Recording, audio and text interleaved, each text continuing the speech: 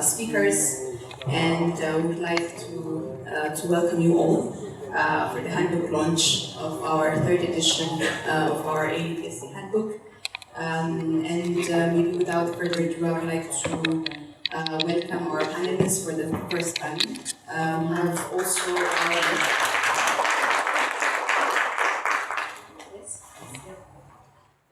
our partner in this launch, permanent representative, permanent mission of Namibia. We have the deputy. Romy, please join us as well.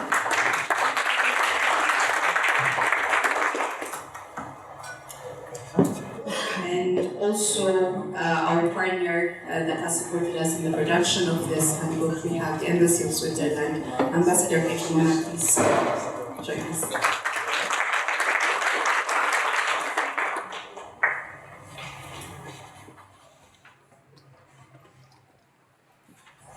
So for the opening remarks, I would like to give the floor to Rodney.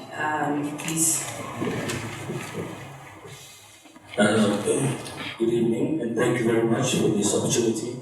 My name is Rodney Sikopo, the head of mission of the Embassy of Namibia. I will have this remarks on behalf of Ambassador Emilia, who might join us later, depending on how the session goes. But as you are aware, it's on at the moment. And I will read the statement on her behalf. Thank you. First, let me Director of Ceremonies, Dr. Solomon Diso, Ms. Ravi Teresa, Director of Programs, Ambassadors, invited guests, ladies and gentlemen. Firstly, let me thank you all for honoring this invitation to this big launch. I am very honored to be associated with the launch of the third edition of the African Union Peace and Security Council Handbook, which will serve as a very useful reference book and guide to most of us here. When I was asked by Dr. Derso to jointly organize the launch of this handbook, I did not hesitate in accepting the invitation because the previous edition of the handbook have enriched my knowledge and enhancing understanding of the work of the PSC. As the first time into the PSC, I found the handbook very useful and has become a go-to research Bible. I am confident that the 2022 updated edition being launched today is even more responsible. And in my own personal capacity, the previous handbook has been very, very helpful. Amani Africa has been providing strategic support to the Council and its work over the years. With the application of the handbook, the support is also extended to scholars, researchers, and those who generally just enjoy reading. We congratulate Amani Africa for continuing informing. Therefore, I wish to commend Amani Africa for this handbook, which is produced both to support PSC's mandate and to bring better visibility of the AUPSC at the continental and hopefully international levels. The handbook, I believe, is also very important as it will fill the gap in the public's understanding of the work and role of the AUPSC. In conclusion, a big congratulations on a successful book launch, and I wish you many years of fruitful writing for publication. On behalf of Ambassador Emilia, I thank you very much. Thank you very much, representative of Namibia, and for the kind words and for the encouragement. And I would like to say also, as Amani Africa, it was a pleasure collaborating with Namibia as the chair of the PSC for the month of November. It was really a very smooth month, I would say, in terms of collaboration in the different sessions and for the various exchange we're able to have, and also for your presence in this important event for us. And we also look forward for the continued engagements. And now I would also like to give the floor to our, I think I would like to say a friend of Amani Africa, our ally, and to say also a few words with regards to this book launch. You're most welcome, Mr. Stream. Thank you so much, Daniel, for the opportunity. And you've given me 10 minutes, so I will make full use of them. So you bear with me. I love the words that my team put forward for me, and I'm sure you'll be happy to listen to them. And so I go and stand on the well-established protocol. Ambassador Gary and I have learned to use that expression. It's very convenient. We were just together in Abuja for the Lessons Learned event launched by the AUPSC and the Commission on Equality. So happy to be here. Daniel, this is a wonderful opportunity.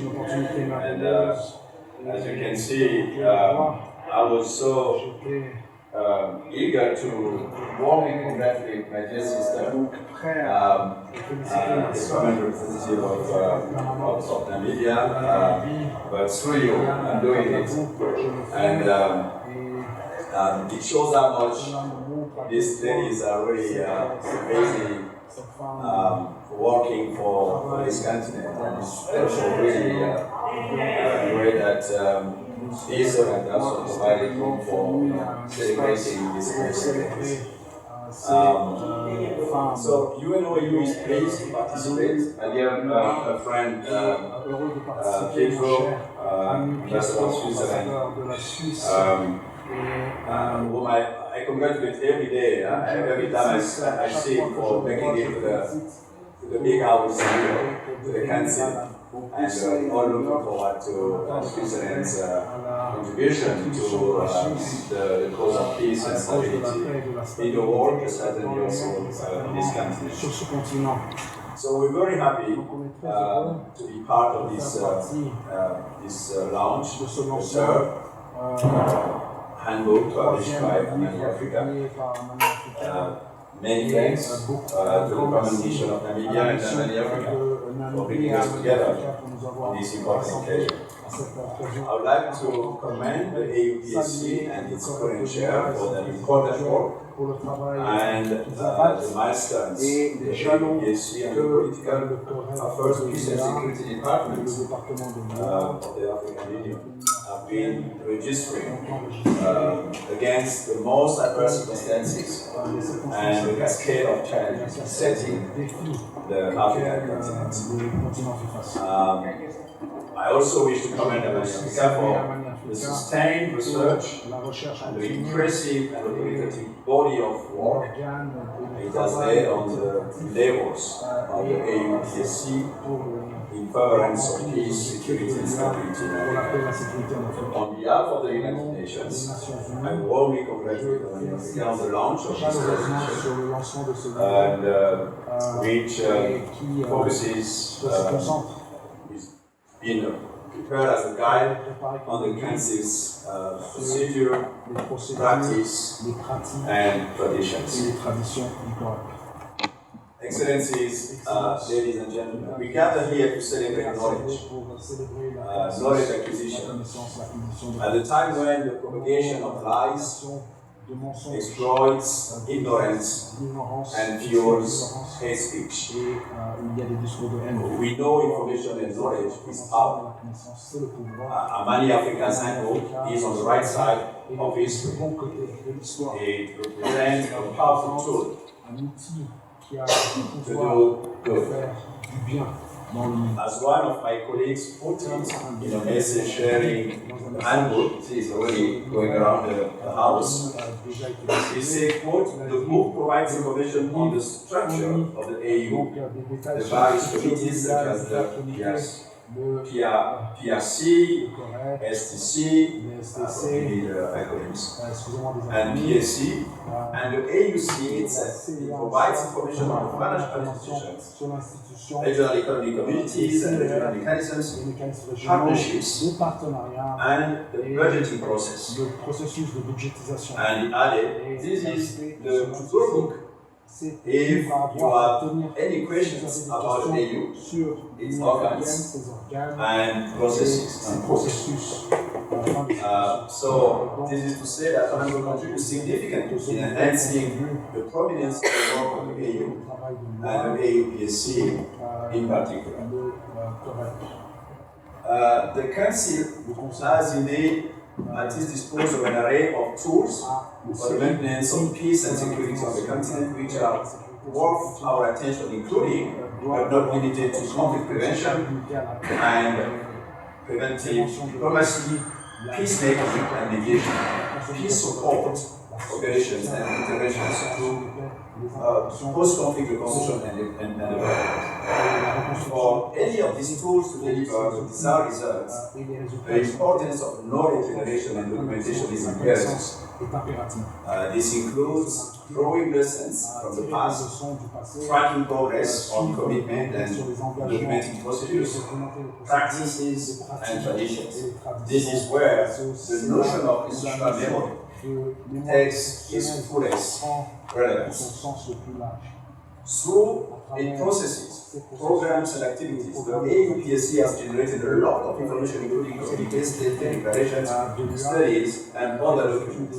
In this context, I would like to think of the handbook as a compass, a tool that helps us navigate the important work undertaken by the PSC and related methods of procedures. The role of the handbook plays in bringing more visibility to the work of the PSC and for various multilateral partners, including the UN, helps in facilitating a better understanding of the Council's work, methods of work, and of course, its own political culture.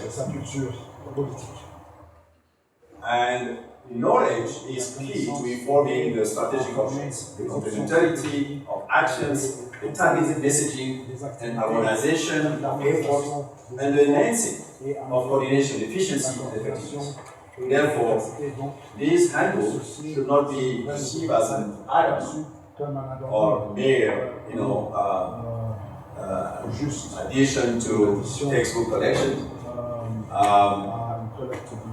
I rather believe that it comes, and this is what I found really the strength of this handbook.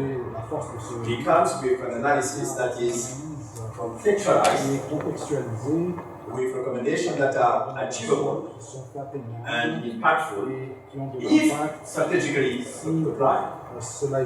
I would strongly recommend everyone to get your third edition of this handbook and put it under your pillow so that we can all absorb its wealth of knowledge and wisdom. So, I think I should say a few words on the second part of today's gathering. To say that if anything, we need to ask ourselves the question as to how do we ensure that knowledge generated is used to make an impact? How can it be a tool to advance our collective commitment to building a more inclusive societies where those who represent half of humanity, women, have their rightful place? And this is where I believe attending Goal 16 of Agenda 2030, which focuses on promoting peaceful and inclusive societies for sustainable development, providing access to justice for all, and building effective, accountable, and inclusive institutions at all levels, may continue to be a shared responsibility. And this is where we believe that inclusivity implies leaving no one behind. It is best achieved when all stakeholders, women and youth inclusive, are informed of what is at stake, the available resources, the challenges faced, the opportunities, and are given space to make indeed a difference. And this is where I do believe that the AUC's wisdom is worth noting for having made women, peace and security, and youth, peace and security, standing agenda items among its priorities areas of focus.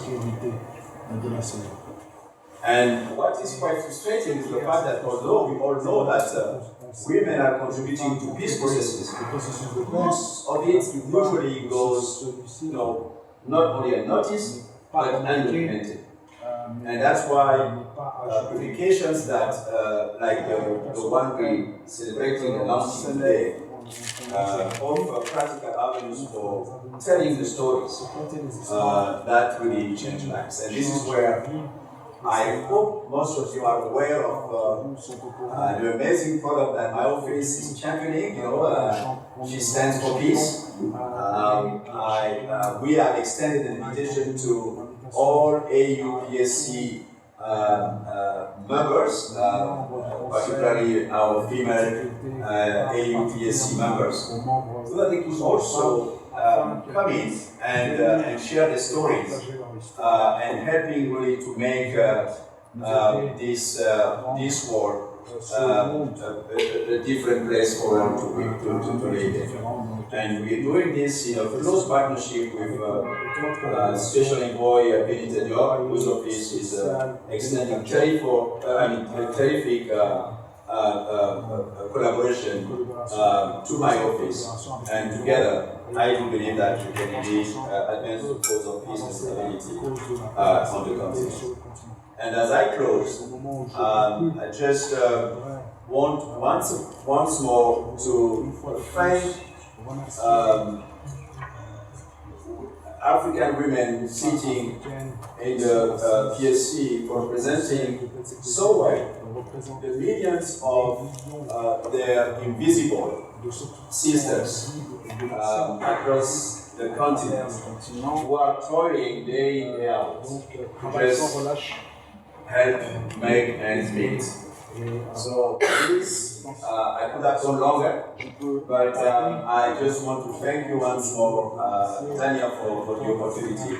And I'm really, truly looking forward to the panel discussions that will follow this opening session. Over. Very much, SRSG.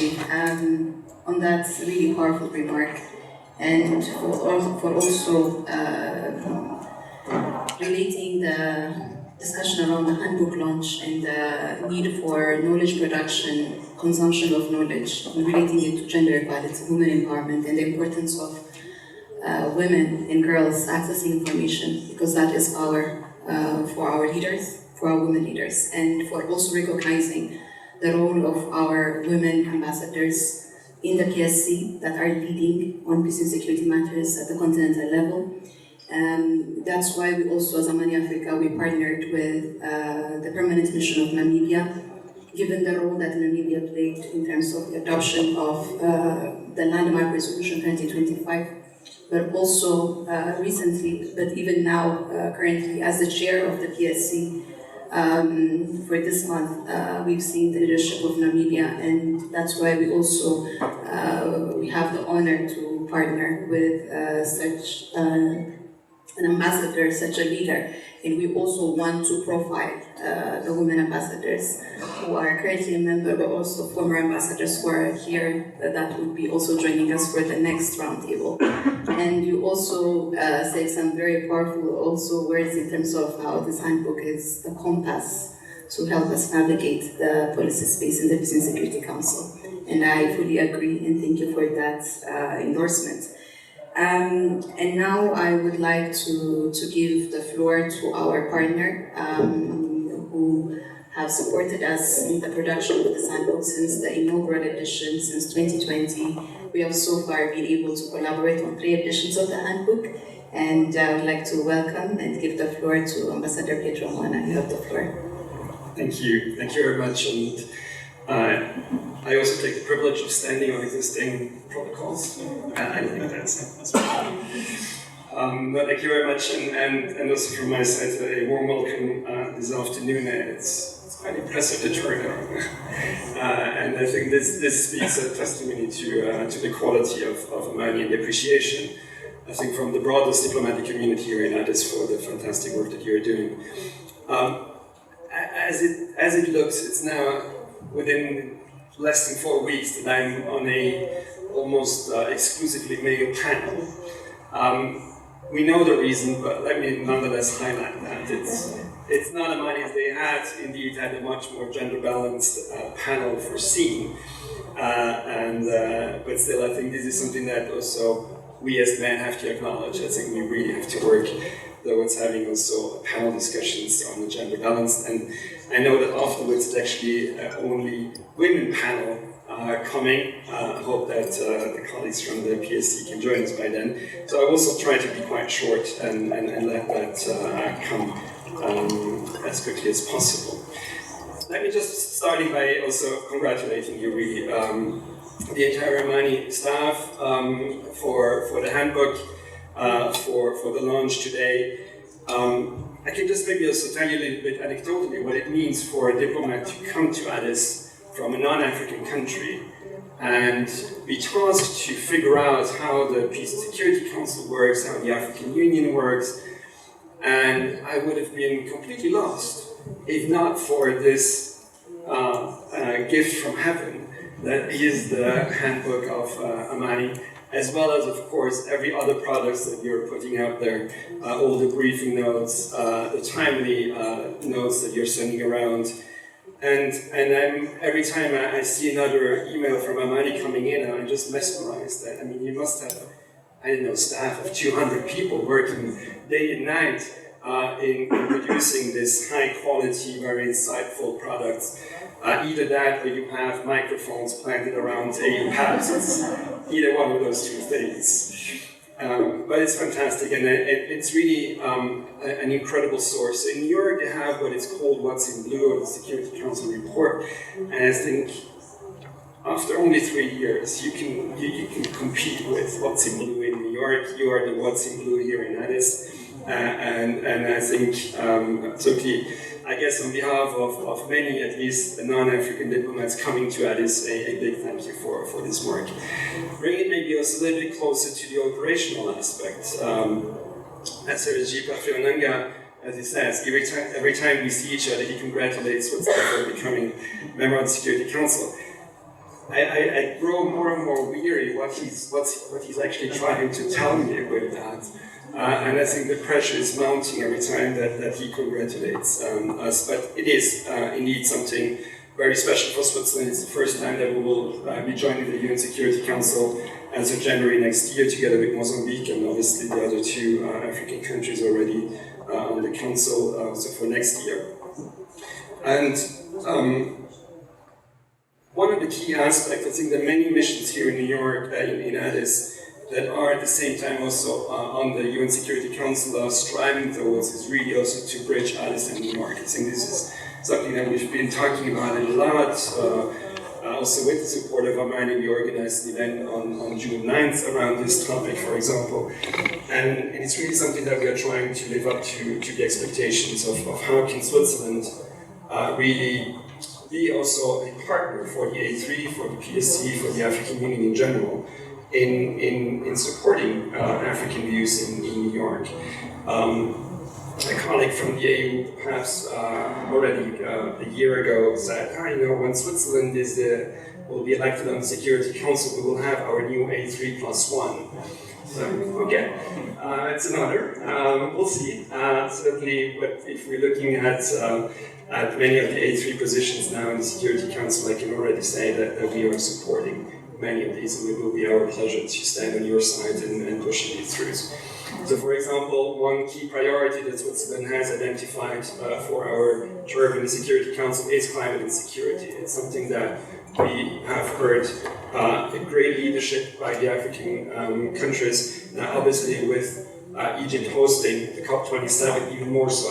I hope really that the African voice comes strongly out of Sharm el-Sheikh. More broadly, not only on the specific question on climate and security, but obviously they are interlinked. We know about the experience of the cooperation between Niger and Ireland last year in the Security Council, where they tried to table and push through a Security Council resolution on climate security, which was then vetoed by Russia. But I think we really stand ready to pick up the great work that so many countries have done before us in the Council and support African endeavors in anchoring this nexus that can't be denied anymore. And also Amani here as well, once more, you came out just this week, I think, or last week, with a very substantive document on climate security in view of the COP27. Another point, I think, where we're really looking forward to be working together with the AUPSC and the African Union, and again, getting all the good hints and ideas also through Amani on building sustainable peace. I think it's something that we have been looking at for many years now. It's something that the UN Secretary General has been pushing a lot, and we're also looking forward to the launch of the new peace agenda in spring next year. For us, sustaining peace, as you know, peace is not simply the absence of war. Peace is much more than that. It takes sustainable development, it takes governance approaches, it takes post-conflict reconstruction development, with a center that was a year ago almost launched in Egypt. I think here as well, I think we see a lot of leadership coming out of Africa that we would like to stand on the side and carry forward. For us, a key topic also protection of civilians. And here also protection of civilians in a broader sense, really looking at IHL, human rights protections, but as Sergi Parfait also mentioned, bringing in the voices of those directly affected by conflicts. Oftentimes, unfortunately, I think discussions in councils, not only the Security Council, are held in an abstract context by men who have never witnessed the suffering on the ground. So I think helping also to bring the reality of what conflict means to the Security Council, I think that would be certainly something that we are striving towards. Giving space for women, giving space also for youth, so that their voices can also be heard. And again, always coming back to what Amani is doing, I think you're also exactly trying to push that. You're trying to open up the discussions and the debates, creating spaces for these discussions. That leads me to a few final remarks, also in view of the panel that is coming up on green peace and security. Let me really also acknowledge the tremendous leadership by Namibia in pushing through, years back, the UN Security Resolution 1325. I want to link it up also with something other historic that happened just a few days ago with the agreement signed in Pretoria. I think we share the great hope for our host country, or for Ethiopia in general, that this peace agreement is going to be implemented as fast as possible along the lines that it is included. But it was also quite interesting how many voices, at least I heard, of saying we are absolutely thrilled about this agreement. There is a little nuance there that unfortunately women were not as present in the process. We had the former Deputy President of South Africa as a member of the panel of the WISE, who was a member of the panel of the African Union, but other than that, not many women in the mix. I have to say, Hannah was there as well, of course. But it was interesting to see. I see it as a positive note that actually we've heard many voices saying that is something that was missing, a stronger women voice in Pretoria. And for me, that is a positive sign, well, being a professional optimist, that more than 20 years after 1325, at least we see the reflex growing, that something as historic as the Pretoria Agreement is actually being slightly criticized for the absence of women. 20 years to get here, obviously it's frustratingly long. I think it is something that should have done much quicker, that we should have moved forward much quicker. But again, professional optimist here. Let's build on that and make sure that future peace agreements do from the beginning have a strong women voice in there. The same also for youth. I had the great privilege to participate at the EU retreat in Windhoek just a few weeks back. It was an incredible opportunity for me to just listen to the wisdom of so many leaders, but also from young leaders. Wise Youth was launched in Windhoek, and so I met not only the AU Special Envoy for Youth, but also the AU Youth Ambassadors. And I have to say, I mean, if there was any doubt about the future of Africa, looking at these young, energetic leaders from all around Africa, I think we can be very hopeful that these young persons are really carrying forward the good legacy of Africa and building a strong future for Africa. With this, I took the liberty of moving a little bit on the side of the handbook, but let me come back of just stressing how fantastic it is, the collaboration with you, how much we appreciate that, how much we're also looking forward to the training that we're doing together with Amani Africa, by the way. So Amani Africa was kind enough to brief all our embassies around the African continent on what it means, what the PSC is doing, what the African Union is doing, in view of us becoming a member of the Security Council. Very much looking forward to that. Thank you so much for the invitation and for the possibility to share thoughts with the audience here today. Thanks. Very much for that intervention and for acknowledging also the kind of work that Amani Africa is undertaking in terms of the knowledge production aspect and particularly in relation to informing policy making, decision making. I think that's really important, having a knowledge-backed kind of policy process within the continent. I think that's also our vision in terms of when we really envision the AU, the Africa that we want is really the one that is the foundation, as a foundation that we have knowledge. But also in terms of linking the current engagement, of course, between the Peace and Security Council and the UN Security Council, that is also an important partnership. And for us as Amani, within the line of work, within our research and policy research, we also try to document this long-standing partnership, particularly between the two councils. And we've done, of course, a lot of work around that, particularly in terms of research, but also, as you mentioned now, in terms of briefing and providing technical support to the various members of the PSC, but also beyond the PSC in terms of collaboration with UN Security Council members. And it's also, maybe I should have actually started with a big congratulations for Switzerland for the UN Security Council membership.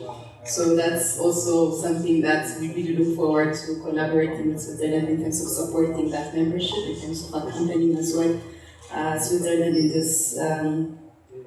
this position. And also the kind of priority area that you mentioned, climate and security.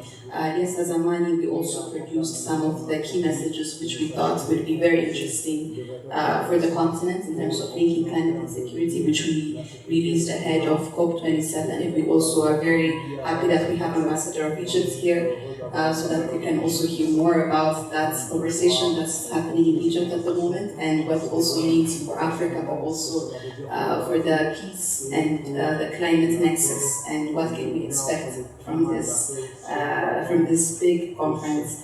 And I know that as Amani also tried to document what the PSC has done so far on climate and security, and there is a lot of knowledge that is emanating from the PSC. There are a lot of communiques, decisions, and pronouncements within the PSC, and we will also be able to document that and provide more analysis around that going forward as well, since that's also the climate and security aspect is also a priority for Amani. And again, on the women, peace and security aspect, maybe I would like also to say, in relation to the PSC and to its engagement on the agenda, as Amani, again, we documented, for example, the 10 years engagement of the PSC on Women, Peace and Security Council ever since the PSC decided to hold a dedicated Women, Peace and Security session in the council. So we've done that kind of work, a report on PSC's engagement, really documenting the 10 years journey of the council on this particular agenda item.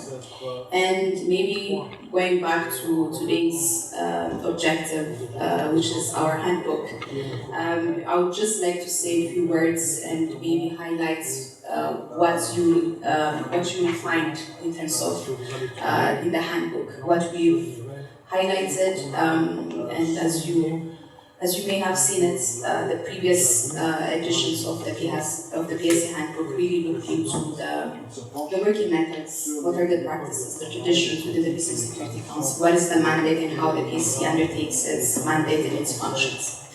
So what to expect in this particular edition, what we've added is really the developments that happened in 2021 when it comes to the PSC sessions, but also its working methods. If we tried to document and track if there was anything new that emerged in the previous year, again, in the practices, in the working methods. We have produced the AUPSC handbook. The inaugural PSC handbook was produced and launched in 2020, and that is really the foundation of the various editions. So this is the aim of the handbook is really to provide a comprehensive and authoritative kind of source of reference on the mandate of the PSC and how it's really it's organized and how it undertakes its work.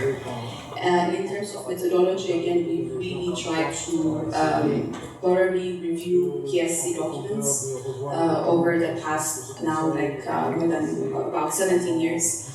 We've also consulted a lot with the PSC Secretariat, with POP's department, but also with member states in terms of producing this handbook. So we really collaborated with various policymakers, experts within the department, but also within the member states. This third edition, so if I would like just to start, like what to expect, something new from the previous decisions, from the previous editions.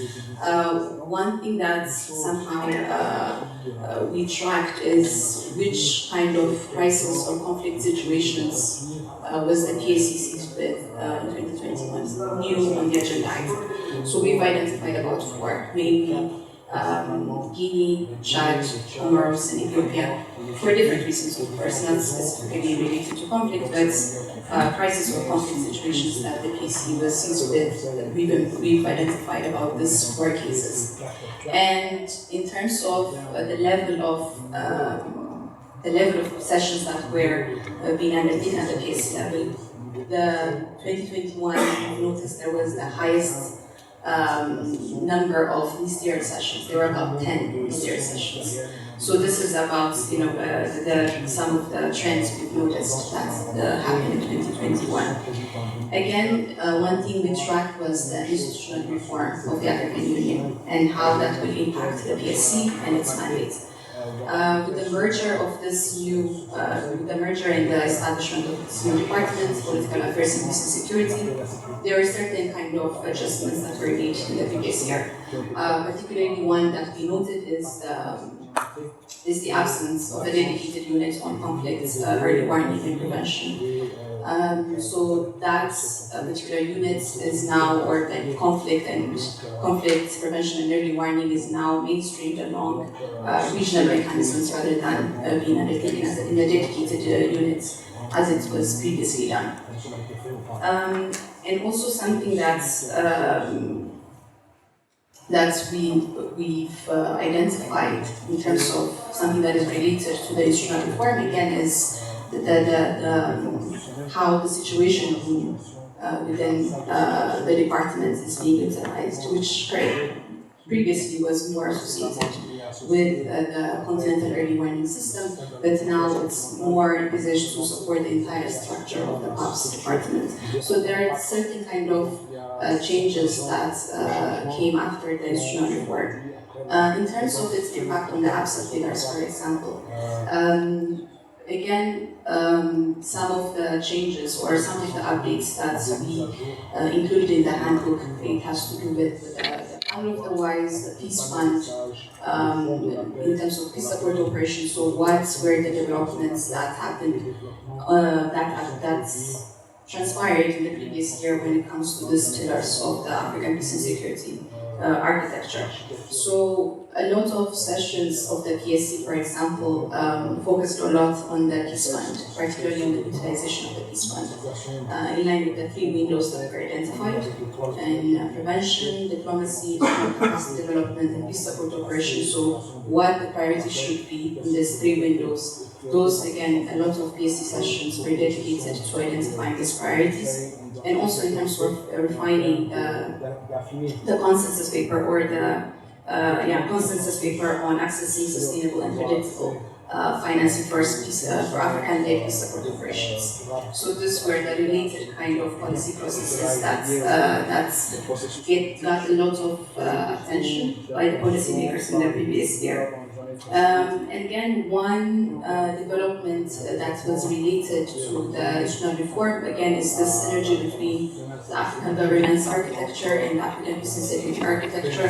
That is also, there is a bit of effort, at least at the institutional level, in terms of bringing these two architectures and these two frameworks more closely. Again, we looked into the tools that the PSC uses, the mechanisms for conflict prevention, mediation, or resolution of conflicts.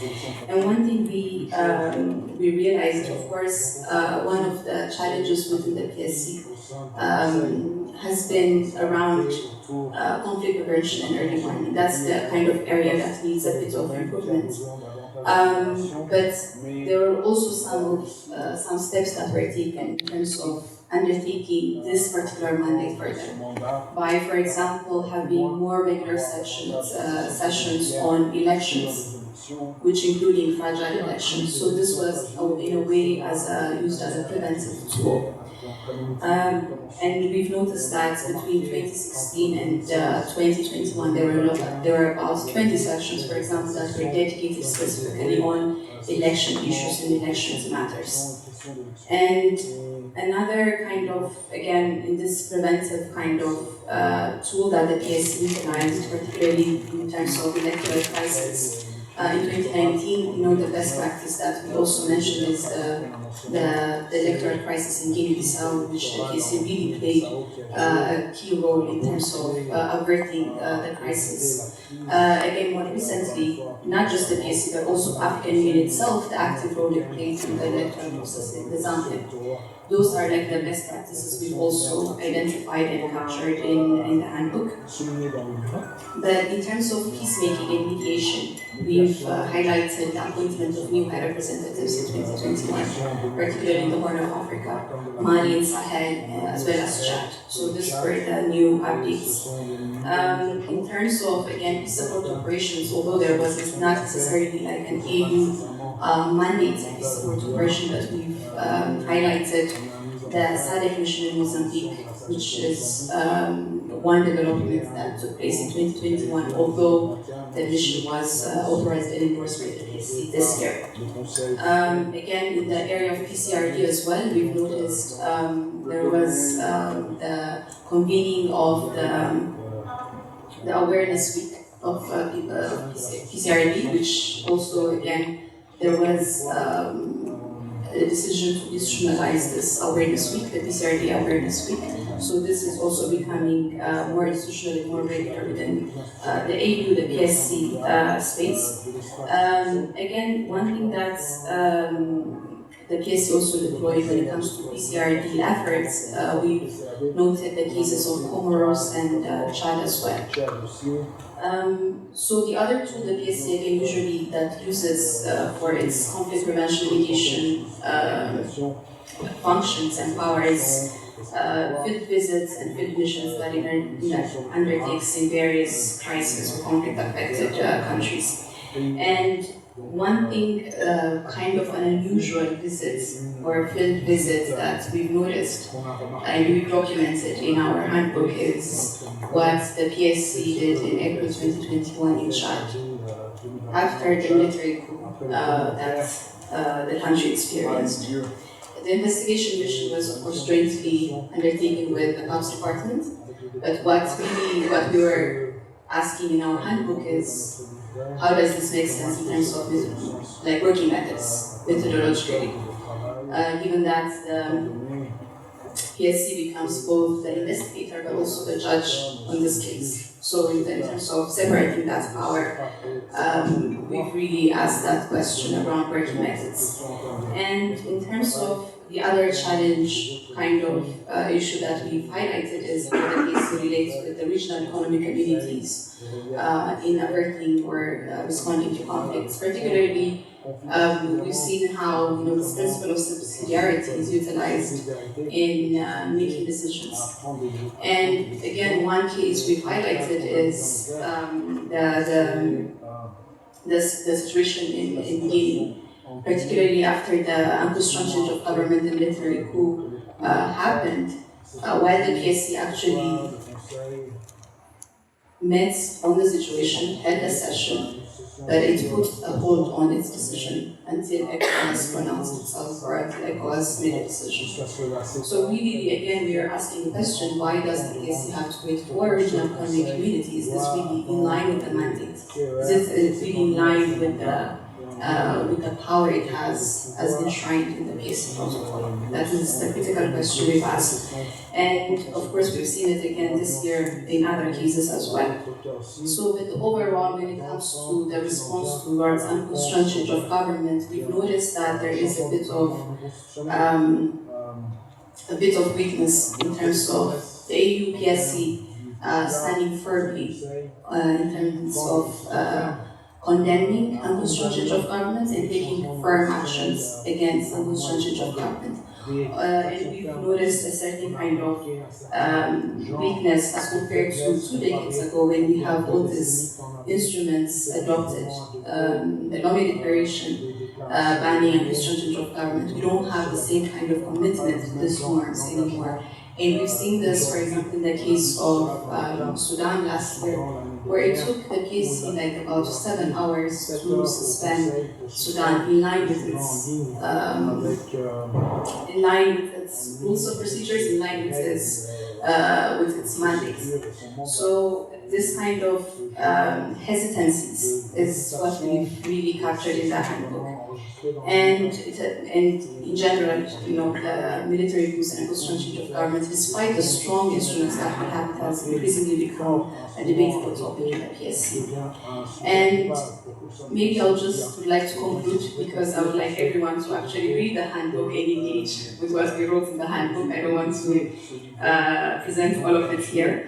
But I would like to say that I think this handbook also came at a very timely time, at a very timely moment, given that the PSC will also be having a retreat, I think, in the coming days on their working methods. So it will be a very important and very critical document for the PSC also to engage with this handbook ahead of the retreats. So maybe I'll just conclude here, and our next panel, we have our speaker here, permanent representative of Rwanda. But maybe before we begin that panel, I don't know if there is any maybe last words from our speakers. Maybe you would like to say a few words before we end this segment and we move on to the next one. Very small detail, but nonetheless coming from a francophone country. This handbook will also be translated into French. I don't think it's already available quite now, but that as well, contribution to multilingual African Union, I think it's important. And who knows where the path will lead this handbook also towards more of the official African Union languages. Thanks. Thank you very much for that remark. Yes, there will be a French version as well, and we'll also be able to disseminate that version. So I would like to thank our speakers and for joining us today. And for the encouraging words, thank you again, thank you very much. It is really well received, all the feedback we received from each one of you, it's really well received. And thank you very much for continuing to partner with Amani Africa. Thank you. Thank you so much.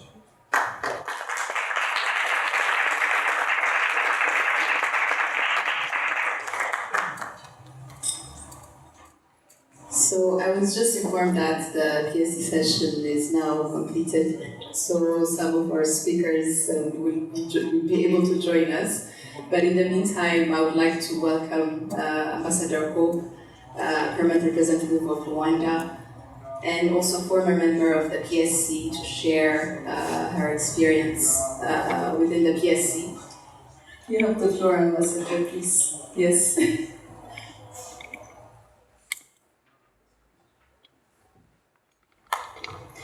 Thank you, moderator, my sister Tanya, for always doing a super job moderating these events. It's the first time I'm finding myself on a panel of a few people, but two strong women. Because the first one had more men than women. I'm going to mix my few comments. Some I had thought of them when the first panel was here about launching the handbook, the third edition, and then bring in a few other comments on sharing experiences as members of the PSC, or women in peace and security. But first of all, I really want to appreciate the first panel that just completed, and wish to thank Amani, Dr. Solomon and his team for the invitation, but most important for the job they are doing really as the previous speakers pointed out, whether it's the notes they share about what is the brew, which really, whether you are a sitting member of the council or outside, I always find them insightful, and they even help members to prepare for the discussions inside the council. And this guide, which is very important, and for me particularly, I'm honored to be here as the launch of the third edition is being done. Maybe I'll come back on that in a few seconds. But again, I want to appreciate my sister in absentia, Ambassador Emilia of Namibia, for the work they are doing in the council and for organizing this launch. And in Namibia, we know not only in the council here, the AU Peace and Security Council, the UN Peace and Security Council, but even in their country, within their country, they have been a country to learn a lot from, in the whole of Pan-Africanism, spirit that we always emulate them. Really, I want to point that out. On this handbook we are launching, I've been here for quite some time, and I remember the idea of documenting, the working methods of the council that eventually culminated into the foundation of this document. Started way back, I think in 2016, and then later 2017 in a retreat we had in Kigali, sometime in May 2017, 3 to 5. That's when we started putting together, the practices, the traditions, such that we don't always, reinvent the wheel. And then later, 2018 and 19, when I remember in Rabat, in Morocco, again in another retreat, when we were discussing how to reinforce the working methods. That's when the first book was supposed to be published, and I don't remember what happened. I think even the embassy of the Kingdom of Morocco had really, geared into publishing the first edition. I don't know what happened, but later on Amani said the situation and, put together professional work, and in 2020 published the first edition, and as has been explained, every year we have an edition. that captures new, because and it's very important to trace and monitor these workings of the council, because yes, it is a dynamic organ of the AU, but second, it's an organ that is in continuous sitting. So it's very important to capture that. The council has sat outside the headquarters for reasons. The council has had sessions virtually for reasons that have been well documented. So it's very important to monitor and to capture all the works of the council, so that not only the new diplomats here, but even new members of the council really find it helpful. And the new members, I don't mean member states, but I mean permanent representatives and missions, because they keep on changing. Not everyone can have a chance of being here longer than 3 years, like me. But as new members come in, this handbook is really handy indeed, and I really want to join colleagues in appreciating Amani for that.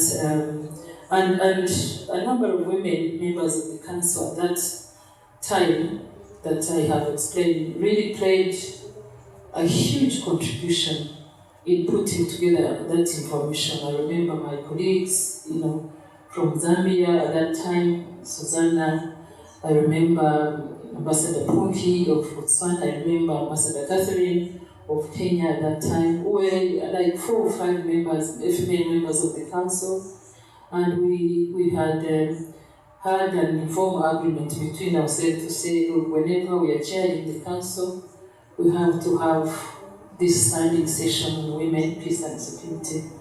I always think back on that, and of course, women later on, every time the numbers have been decreasing, but we are glad we have them still there. The ambassador, the Emilia, Jaina of Ghana, the Gambia, yes, of Ghana and Kenya. So we have strong women there who have been contributing hugely. And really, it's very important that when we are celebrating women in peace and security, we look at the senior women also, as has been pointed. We have them, because the council doesn't work in isolation, as we say. The whole architecture has a few women that are there. I'm glad they pointed out the women, the FEMWISE, and I'm glad they have been represented in South Africa. But they have a lot they do. Actually, I was discussing with my colleague, Ambassador Madeline, that women in peace and security have remained largely hidden figures. Like this, there is a movie I watched some years ago that is called Hidden Figures. Have you watched that? Of 3 Black American women mathematicians, who really used to play this role, that time of space competition, but they were never talked. No one got even to speak about until I think at some point when I think one of space satellites couldn't fly, and I think the measurements they had to call that, and they had actually laid them off. They had to call them back. So I want to consider women, not only in Africa and beyond, women in peace and security have stayed largely, we have them, but on a bigger extent they have stayed hidden figures. But they do their role, much as it is hidden. They do it grassroots women, women in combat, at least in one we have a lot of them. Officials that do a lot on a daily basis, women officials, government officials, ministers of foreign affairs. We have had, Rwanda, we have had, I know that have one of the active ministers of foreign affairs who was in place when all of these, 20 years ago, she was here together with the Kenyan minister at that time. The Namibia Deputy Prime Minister, I really honor that Minister of Foreign Affairs of Namibia. and the Ghanaian, who is currently who has been the head of the UNOA office and now the special envoy. Those were at that time when Agenda 2016 was being launched, plus Madame Zuma, who was the chairperson of the commission at that time. Making sure that silencing the guns is a flagship project. They did a lot, which can never be, hasn't been documented, but I remember these women really have been there for us and to interact with. To honor the women, really, the Minister of Defense of Kenya and the Minister of Defense of South Africa, and I'm sure they are more, but they do a lot and I hope that this product that UNOAU does with the AU can capture this. I know you send out calls, but I think you can be deliberate and document these women that have been here. Currently, the special representative of the UNSG to the Central Africa is a woman, a Rwandan woman who has been previously representing us in New York. We have a list of them that really someone should have a deliberate effort to implement them. And maybe without dwelling so much on this, but in conclusion, I can say that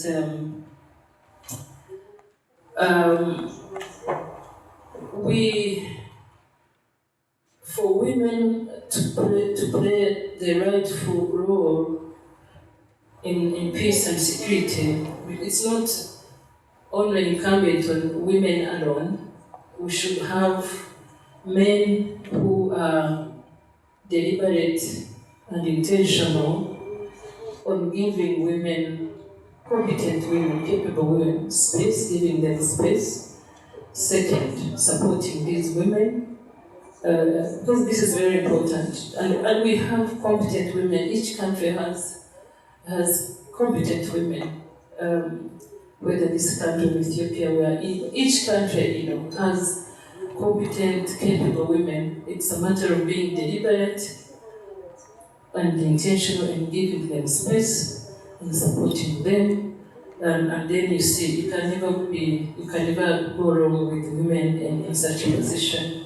And now that we just come from this summit on positive masculinity, I think this is a place, this is a space that you can show positivity, in giving women space and supporting them. Maybe I can stop here for now in case there's more time and come back. Thank you.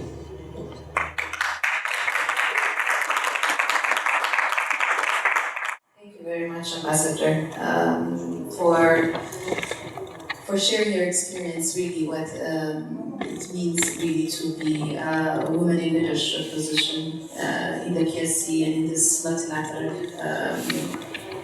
organizations, and really for also recognizing the previous leadership that culminated in the adoption of Agenda 2063, silencing the guns. Really, all these major continental initiatives are really driven by women leaders, and it's really good that we recognize that. And I really fully agree also on the fact that there is very little documentation on women in leadership, particularly in multilateral spaces. Maybe if I may just follow up with a question. As a permanent representative of Rwanda, you've been a member of the PSC. You've also been the chair of the African Union as well. And we've also had the privilege to hear from you in our previous seminar on the various decision-making processes, which at times it can be very complex, very demanding. And really my question is, how do you also navigate this policy processes within the African Union, and also what were the challenges, and how were you able to somehow manage those challenges and what it looks like also to partner and have that kind of solidarity with your other counterparts, women ambassadors in the AU, and maybe if you can tell us more stories around that, and maybe we'll also then allow for the audience also to ask questions. Okay, comment on that, and if there's any other question or comment, I'm sure members have huge ideas to share. During 2018, even part of 17 and part of 19, like January, we were combining responsibilities of chairing the union at the same time chairing being on the council. And I remember one of the months we were doing both. And during that month, which I don't remember, I even led a field mission of the council members to Darfur at that time. So it's never been easy to be on the council, and I really, especially currently at this time where we have much more challenges, intrastate conflicts or civil wars and many constitutional changes. But I really don't envy members on the council. So in addition, chairing the union, and especially at all levels, and at least I remember when I was reading the report, you can also go, during 2018, there were many decisions of the Assembly taken on strategic issues. When, I don't want to go back to them, but many strategic issues, decisions were taken in 2018. I don't want to compare years, but when I look back on that year, I'm really proud of that, what we managed to pull together. So you asked about navigating policy processes. For us, we engaged as many people as possible. And at the level of the PRC, we made sure we had a 6-month plan, such that members knew what was happening when, and so that they can be prepared enough to support. And personally, I had a team that's established, it was called Friends of the Chair, which was composed of both female and male ambassadors. Actually, it was chaired by the ambassador of Ghana at that time. He had come from New York, and this was a concept that was having friends of the chair whom you can always call upon and say, look, please make sure you are ready for this session is coming. These are the critical issues. Please discuss even before, informally. So engaging as many members as possible. I remember at some point in the middle of the year, my president invited all the ministers and ambassadors to Kigali to interact informally. And also we used to have, it's no longer happening now, we used to have retreats of the Assembly to discuss strategic issues, reform, the AUPSC, so that they would have more time before they would come in the formal session. So briefly, those are some of the things that helped us to navigate. I don't know whether that helps. Thank you, Ambassador. Maybe now I would like to also invite anyone from the audience that would like to ask any question, or if there is any comments, please, if you can also raise your hand and introduce yourself, and then go to the comments or questions, please. To thank Ambassador Hope for really insightful comments. It shows how much, personal interest in the work we do, and gravitas can really make a difference. And you're right about being deliberate about it. So I really want to thank you for that and for everything you have just shared with us. I cannot agree more with you on what you and OAU can do more in terms of reaching out to those towering figures who have served the continent so well. I think that it will do them justice. Speaking from the UN positions, it's never easy. You always walk a very fine line to avoid getting into what could be misunderstood as, politics is never too far away. But your message is absolutely clear. And that's why we really want to once more appeal to all those who have really an interest in sharing stories. I think, and that's why the second part of your comment, is so important. Storytelling is absolutely powerful. And because this is really part of the lesson learning exercise, and it goes really both ways. So thank you again for that. I was pleased to hear earlier from Pietro, Ambassador of Switzerland, that this handbook will be translated. We're doing the same work actually with She Stands for Peace. We're going to also translate it into French to make sure that we can reach out to a wider audience.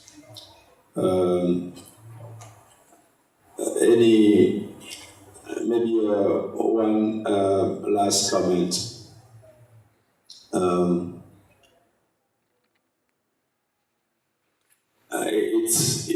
It's really good to see you where you are, and for and all the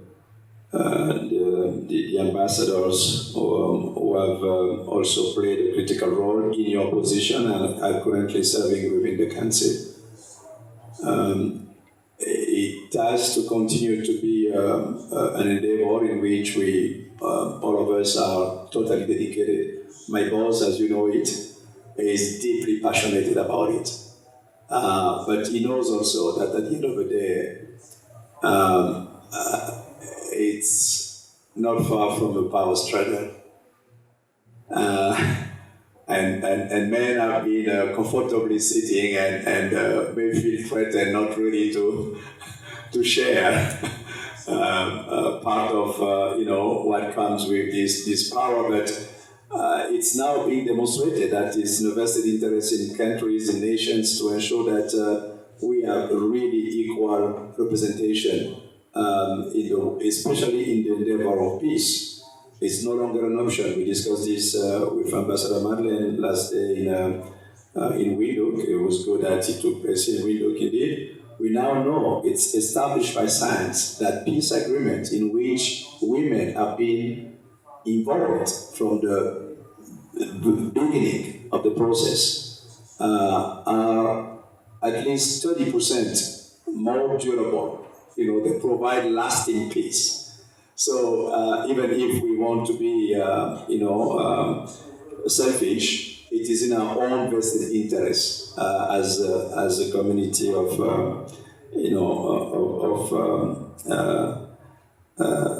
nations to see this no longer an option but a must. And therefore, thank you again, Ambassador, for everything you just shared with us. Is there any other additional comments or questions? Yes. Thank you very much, and thanks to Tanya and colleagues for a really interesting panel. I wanted to say two things. One building on the comment of my esteemed neighbour, SOSG Parfait, which is around participation of women. And we've talked a lot about this, but I think we also have to be clear that simply putting women in a seat doesn't encourage participation, active participation. We need to think about power and what roles and institutions give power, what spaces give power, what spaces take away power.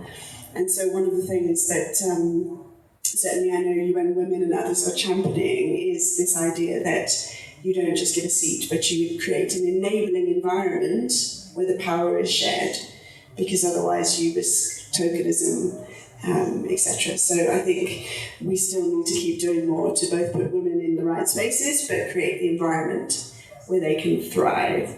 And on that, my second comment, and I would love to hear Ambassador Hope's thoughts on this, certainly in my government, we are trying to do small things to empower women on a day-to-day basis. So one of them is a commitment to never sit on a panel where there are only men. And so I think, at individual levels, we all here could make that kind of commitment. And not just only men, but, people of colour, youth, etc. We want diverse, interesting panels. So we should all be making that commitment. And I'm really pleased today that colleagues here have gone for our all-women panel. Welcome, Emilia.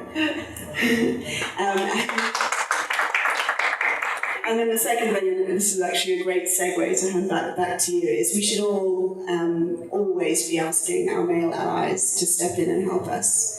So our male allies should always be giving the floor first to a woman. Like, why not? Right? Whether that's in a protocol-heavy space or in a meeting like this. So with that, I will hand back to the panel. We're really glad to welcome you, and thank you for joining us on this panel. So maybe would you like to take a few minutes, or should we just maybe let Ambassador Hope address some of the questions, and if there are any additional comments from the audience? Otherwise, I would like to give Ambassador Hope to maybe respond to some of the questions around participation. You have the floor. I could have missed the last part of the question when my sister came in, but you are absolutely right when it comes to participation of women. That active participation, it depends on the role they are given. Roles are not the same. So giving them roles that empower them is very important. And we know it's, most of these roles are through appointments, through selection. It's not a competitive, process. And that's where, I say our leaders who are mostly men have to be deliberate and intentional on this, to provide that space really that provides the power. And yes, you're right on the enabling environment for women to thrive. Are they supported? It's very important. Not an environment that is unnecessarily, questioning and scrutinizing, that is more on women than men. We have seen this, and probably some, senior women leaders live this, where their work is much, it is double, it's scrutinized in a double process than, much more than women. So commitment to sit on any panel, at least in Rwanda, it has become a reflex. You can never find a panel like this of men alone or women alone or youth alone. It's always a mix, and whenever it comes that it's only a uniform of one group, it is questioned. So it has become a reflex, and that's how it should be. It starts from the legal documents that guides us, but eventually it should be a culture, So that culture is very important, that we continue to grow, to nurture, and really I want to appreciate your comments, and thank you, Your Excellency, Mr. Parfait, on the comments. We always learn a lot from the Secretary General of the UN. He's one deliberate he for she, and what he says he does. He's aware that this world has competent women, and he always looks for these women. Nema, welcome. Nema would have been our moderator, but yes, this time she's going to share some experience. She has been part of the secretariat of the council for a long time. Believe me, she has a lot of experience in what is going on in the council. So I'm glad that she stands for peace can do more. Thank you for the promise of looking into what is possible, much as politics are always nearby there. Allow me to conclude. I have an engagement. Maybe I would conclude with just a reflection. I don't know what, or maybe thinking aloud. My sister would allow, and of course Nema would allow, that the council, because we said earlier that it is in a constant sitting, it's in a continuous sitting, and because of that, the council has on average 2 sessions per week, or maybe 1 per week, depending on what is going on, what else is going on.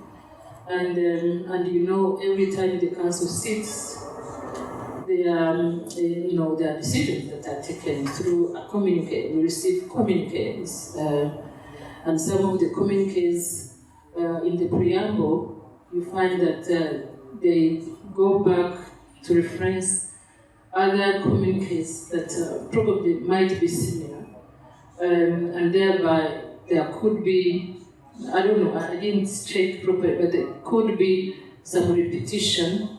If that is possible, then something can be done.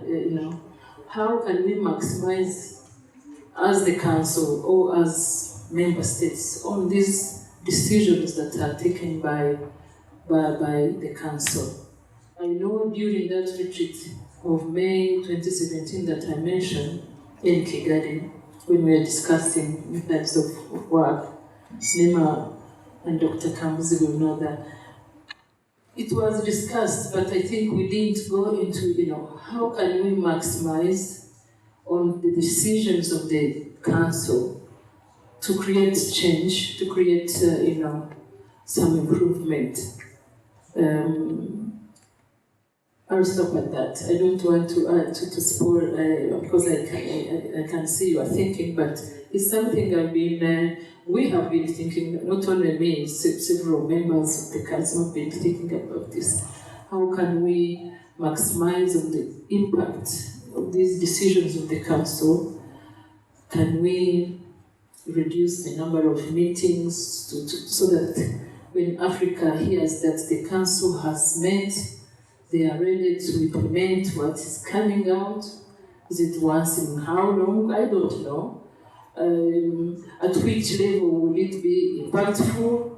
Is the ambassadorial level or ministerial, or because the council sits at 3 levels or heads of state? I don't know, but I'm trying to think aloud so that all of us can continue to think and possibly advise the council, because Amani is doing a good job in line with that so far. But again, allow me to thank Amani and the ambassador of Namibia for this event and for launching the 3rd edition, and which is a handbook indeed, as the name.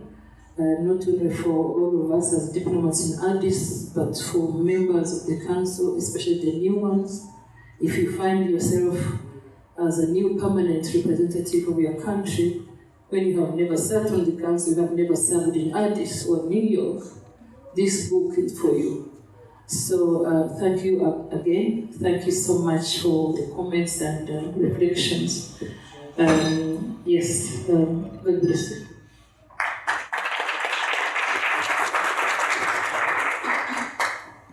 Thank you, Ambassador, particularly on the last point, this very critical and thought-provoking comment around the impact of decisions, implementation of decisions. I think that's what we are also trying to support PSC in the AU. And Ambassador, I would like to say thank you very much for being here.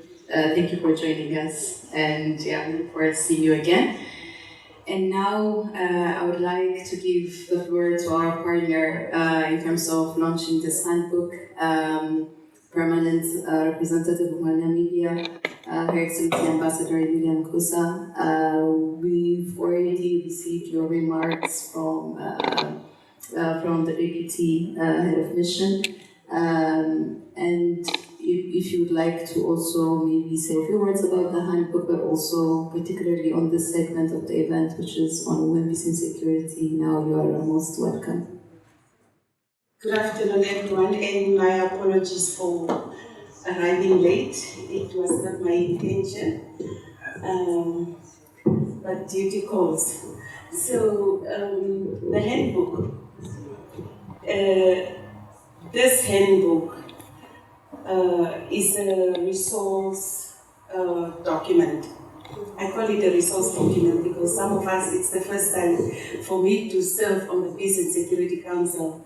And it helped me as the Namibian ambassador to understand the workings of the Peace and Security Council.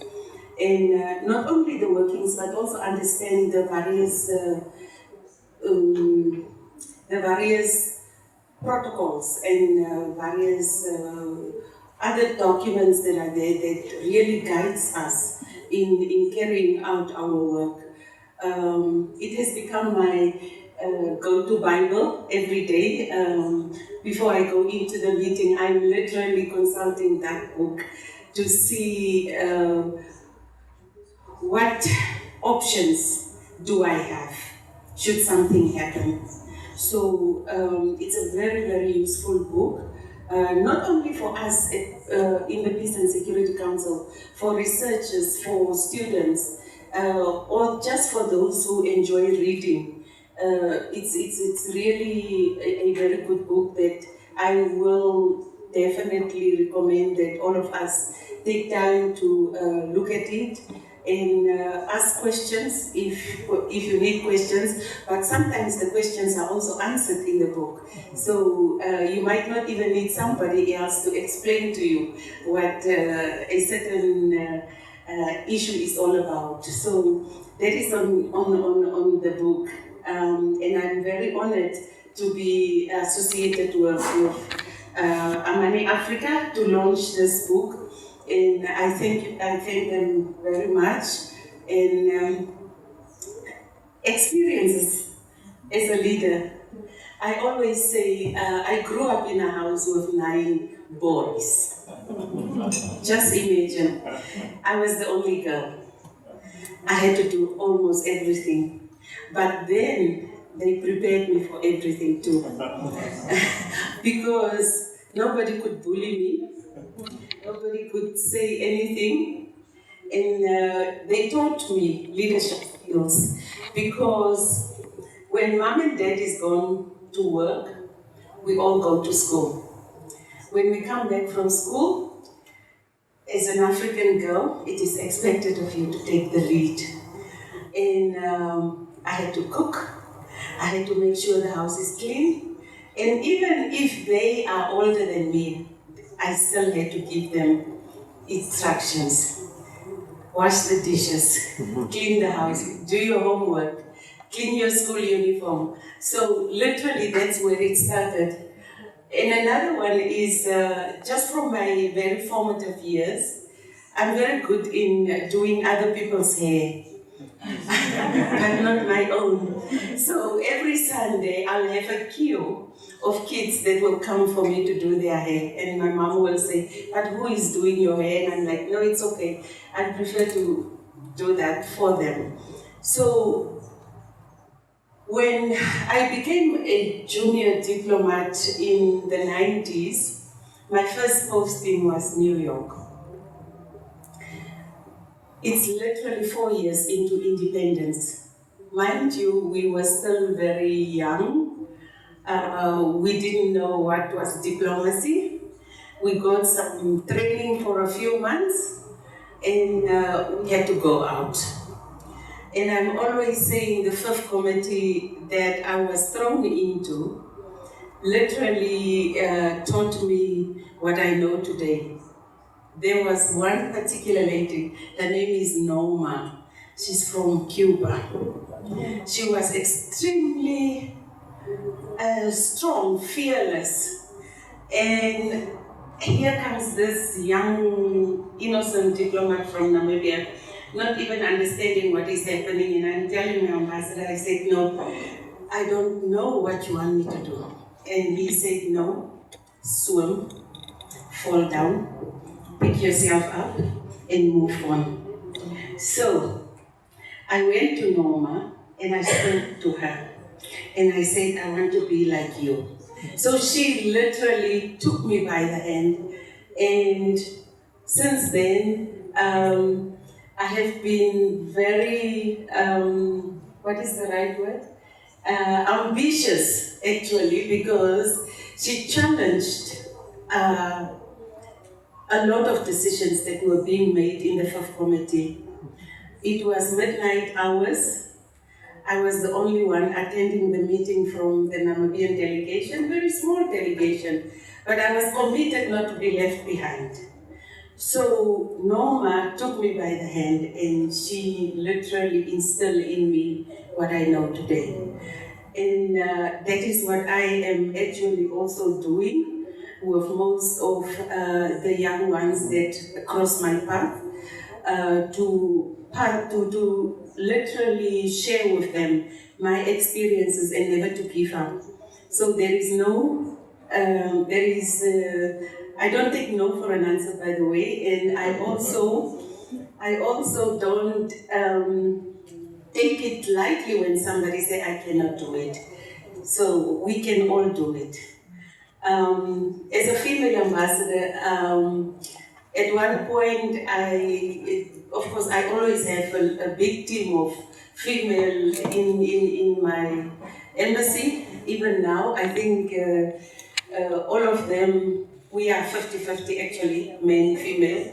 But it's an issue of respect for each other. As ambassadors or as leaders, we need to respect even those that are below us, so that you can also get that respect back from them. And I'm saying this because at times people ask me, how do you work with all these men? And I'm like, I grew up in a house full of men and I know how to deal with them. But I'm also sensitive of what they need, and they also need their space. So it is important that as a leader, you do provide that space for your staff. Whether it is just to have fun, let them have the fun and ignore. You just see that they have fun, turn around and go. They will never blame you. They will never say anything to you because you allow them to that particular space.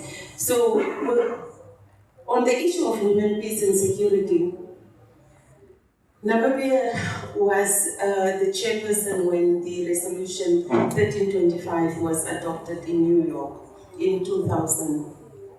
And today, Namibia have established an International Women Peace Center that is made by, of course, it's all women, but they are coming from different fields, Ministry of Defense, Ministry of Home Affairs. So it's a combination of staff that are serving the Peace Center in Namibia.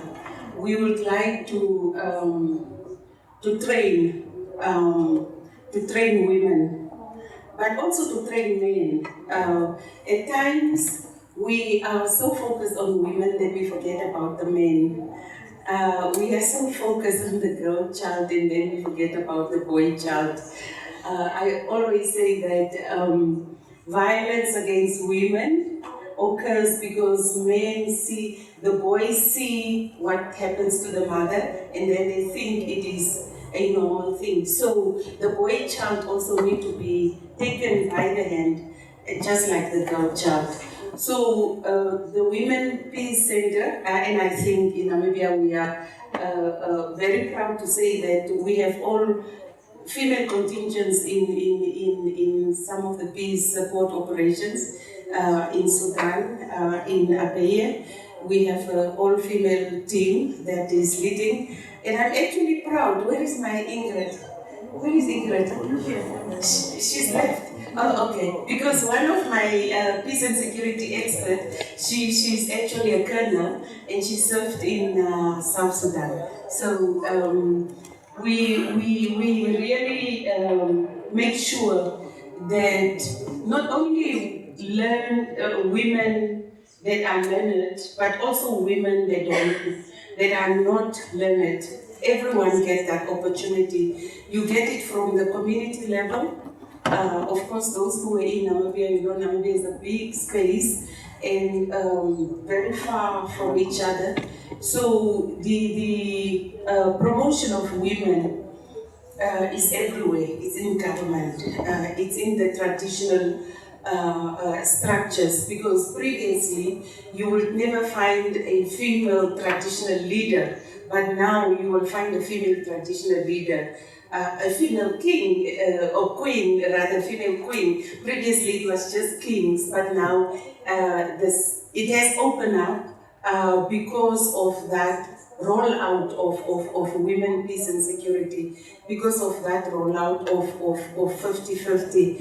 And you probably know that in our political arena, we have our ruling party that has adopted a decision to say that they're going to have the zebra stripe for every nomination to parliament.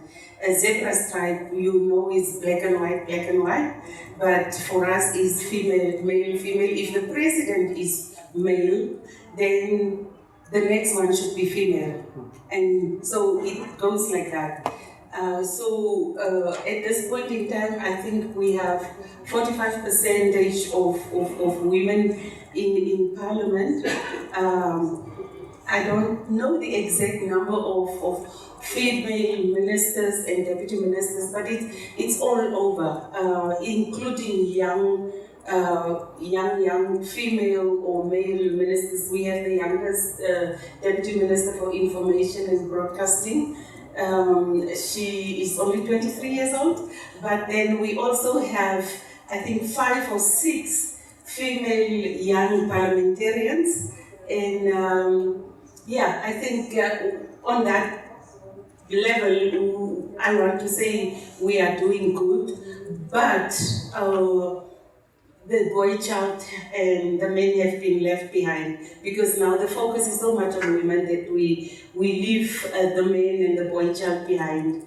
And I think in terms of violence against women, although it happens in Namibia, we have specific centers at every hospital and at the police station, so that when women are violated, or men, by the way, the center is called Women Center, but even men, if they have if they experience domestic violence from their wives, they can also go to the center and complain about it. So it's available at the police station as well as at the hospital, to make sure that you get immediate assistance when you get to the hospital. So with that said, I think I want to thank you all for really coming and being patient and listening to me, and I'm sure you will be listening to my colleague who just walked in, Ambassador Jainaba from the Gambia. So thank you again, and God bless you. And I hope you will enjoy the reading in the book, make use of the information that you will get and share it. Thank you so much.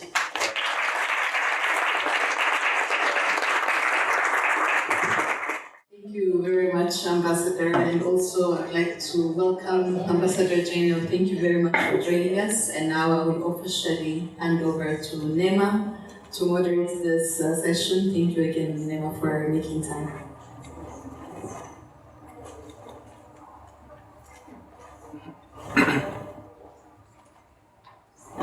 thank you very much, Britannia, and again, thank you for waiting for the Peace and Security members to be here.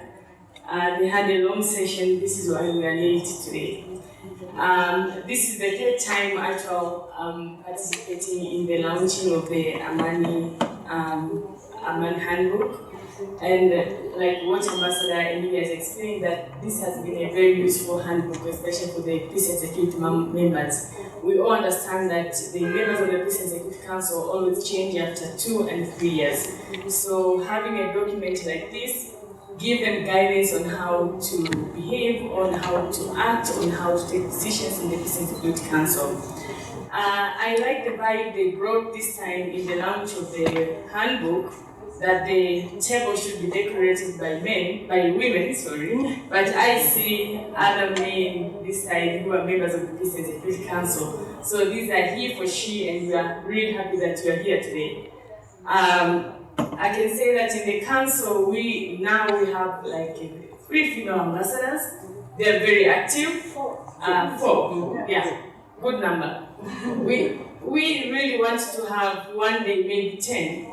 So despite the fact that there are only 4, but the council has been very much dedicated to the issue of women, peace and security.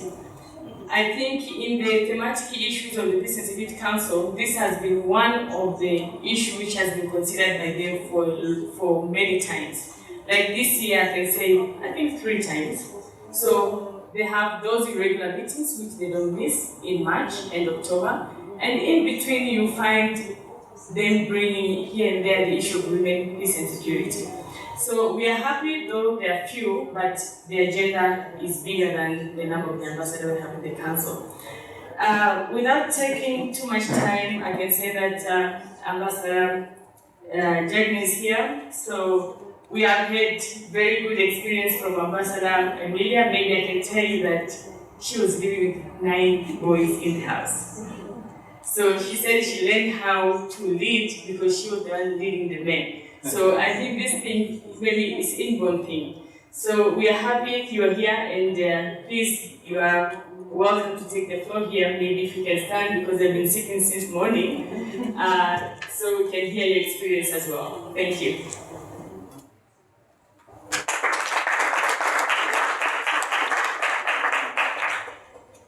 I will be slightly more formal, and I'll commence by greeting Ambassador Emilia, the permanent representative from Namibia, for chairing the session for the month of November 2022.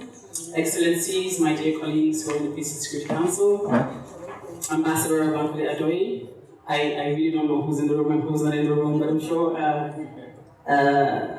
Ms. Britannia, ladies and gentlemen, I do apologize for coming in late, but I'm sure the chair has already apologized and given an explanation on our behalf. And I'm also not sure if the book has been launched, but I did want to formally say a few words on that before moving on to experience sharing of women in the Peace and Security Council. It is a distinct honor and a pleasure to join all of you this afternoon in celebrating this milestone, the launching of the Peace and Security Council 2022 Handbook. I thank Ms. Britannia, the Director of Programs at Amani Africa, for the warm invitation extended to me to be part of this important gathering. By the same token, I recognize the tremendous work so far being done by the Peace and Security Council of the distinguished stewardship of the Republic of Namibia, who had a very tough session this afternoon. And through my dear sister, my delegation does renew our steadfast support, and I'm pledged to support you throughout your share. From the outset, and to reiterate, the observation by Alan Nyawite in the prelude in the handbook, that this must be on the shelf of all African diplomats. It is almost difficult to add anything more relevant to the validation that he's given to this book. But I must say, this book should be our breviary and embraced as a durable compass towards the fully understanding the rich traditions and working methodologies of the Peace and Security Council. Ladies and gentlemen, this repository shares and conducts a top-to-bottom review of the diverse activities from the rules and regulations governing the Council, to the regional distribution of works and the thematic issues we have collectively seized up, and chronicles the different stages of the Peace and Security Council over the past 16 years. The Handbook indeed exemplifies the commendable work which guides not only the Peace and Security Council members and other representatives of the African Union member states in the discharge of their duties, but gives insight into the peace and security to all Africans, particularly those in academia and those interested in the promotion and maintenance of peace and stability on the continent. Even for those that are not constantly engaged in African Union matters, it will easily allow them a deep understanding of the functioning mechanisms and the nuts and bolts of the Peace and Security Council. I commend all parties involved in the project, and most particularly Amani Africa and the government of Switzerland.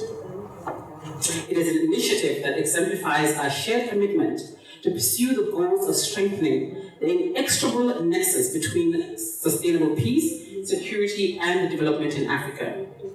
It shows amply that building of peace is not the exclusive prerogative of the Peace and Security Council. It is a collective mission assigned to all of us, and none can afford to sit on the sidelines as we weather through political crises and the evolving political and security threats of non-state actors and effectively respond to the changing aspirations and the needs of the African people. Considering this envisaged symbiotic collaboration, we look forward to a strengthened partnership defined by the ambition to enhance the working engagements between the Peace and Security Council and Amani Africa in line with the dictates of the Peace and Security Council Establishment Protocol. Ladies and gentlemen, again, I shall be slightly more formal too about experience sharing on women, peace and security, Madam Moderator. It is profoundly gratifying that this occasion provides a unique opportunity to dwell on the important roles of women in the articulation and the successful implementation of the peace, security, and development agenda of the continent. The African Union has historically been very progressive in the disposition to make available the right legal and political platforms for women of the continent to be perceived as indispensable contributors to the initiatives in making the continent an oasis of sustainable peace, security, and development. This commitment significantly resonates with the natural tendencies of women to nurture the space for human development. After all, as mothers, there exists a natural orientation to preserve life and ensure that societal leverages are strengthened to fundamentally support the aspirations and the underlying initiatives to perpetuate the culture of peace and security on our continent. The foregoing reality continues to be regularly appreciated by the Peace and Security Council in our various communiques that focus on the promotion of sustainable peace, security, and development on the continent. The Peace and Security Council, in particular, through the implementation of various normative instruments and policies, continues to make determined efforts in refining the roles of women and other related societal support infrastructure in the efforts to ensure that our continent is immune from the susceptibility of actions and conditions that promote instability. This status quo, and demonstrating the importance of women in peace and security, is visible in the processes to further promote peace and security in our stable societies, minimize the deterioration of insecurity in those that are being afflicted by the misfortunes of societal and political schisms, and to promote humanitarian action. The initiatives, such as Farmwise Africa and other regional and continental entities, are through manifestations of the great potential that the women of our continent have harbored in creating an Africa that is permanently in peace and can decisively respond to the developments that threaten to undermine this state of affairs. This, amongst others, portrays the credentials of our continent in pushing forward the conviction that propels inter alia the United Nations Security Council Resolution 1325 on Women, Peace and Security, and the Convention on the Elimination of All Forms of Discrimination against Women. In conclusion, it is essential to further seize this opportunity to celebrate the valuable contributions of female diplomats in the promotion of regional and global peace.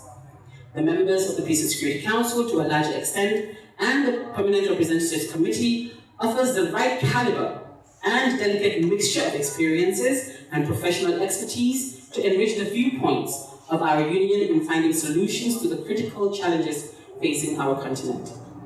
It is therefore imperative that the formulation of continental policies and decisions are adequately sensitive to the diverse realities affecting the women and the girl children on our continent. It is under this necessity that I continue to be immensely pleased with my association through my dear sister Namibia over there, with the African Platform on Children Affected by Armed Conflict. This initiative expands the landscape to integrate and give a long-term approach to addressing the challenges that affect the role of women in the peace and security agenda of our continent. I thank you all for your attention.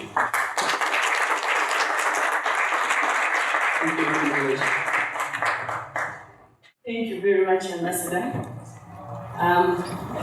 for very formal but a lot of information with regard to the contribution of women in shaping the Africa we want, especially the one which promote the rights of women and girls. I've been told that we don't have much time and we have to open the floor now for discussion. If we have any member from the floor who want to take the floor, to take the lead, even men this time they're allowed to speak. Maybe Ambassador Churchill, do you have anything to add?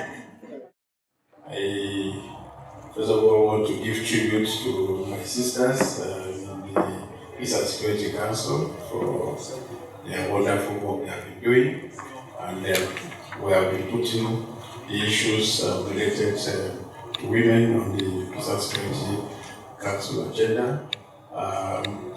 Now I just wanted to say, last year the African Union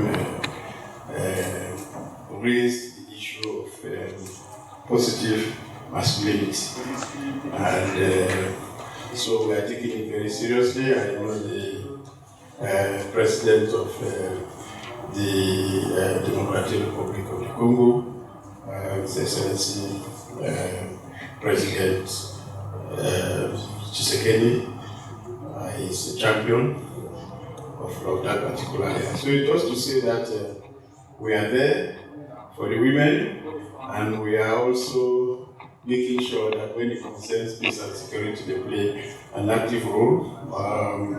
Last time I saw in Morocco, we have the association or something of female mediators, which is a national framework. So I think many countries are trying to put that type of framework. The EU itself has, a panel for women who are doing peace building and peacemaking, and we've seen it in Liberia, we've seen it in Central African Republic, where women, when they manage the transitions, they always do something very well because they are very honest, and when they leave those transitions, they still have their heads high because they were seen as people who were just and had integrity. So I will just say that I hope that, like you said, we should be in a situation where at one point we should have 10 female members of the Peace and Security Council. But for now, we are all ready to put issues related to women, peace and security on the agenda. Thank you very much. Thank you very much, Ambassador Churchill. And I like what you say, that when women take the lead, you can see the outcome because they are very honest, and this is very true, starting with me. So we are opening the floor to all those who want to speak. And let me also really pay tribute to the outstanding speakers we've just listened to a few minutes ago, and to pay really to acknowledge their amazing contribution, tremendous contribution to the work of peace on this beloved continent. And I personally am not against, and our sister Hope has left, but I'm not against a women-only panel. I think this is a positive discrimination that we badly need. And again, before you walk in, my dear sister Emilia, I was sharing with the room how powerful storytelling is, and thank you so much for everything you shared with us. And as we chatted over that flight together back from Abuja, I happened to have been in New York exactly at the time when you were learning the ropes. And thank you so much. I can testify about that normality. Amazing, really amazing. So now I feel a bit jealous because we've been to the best school.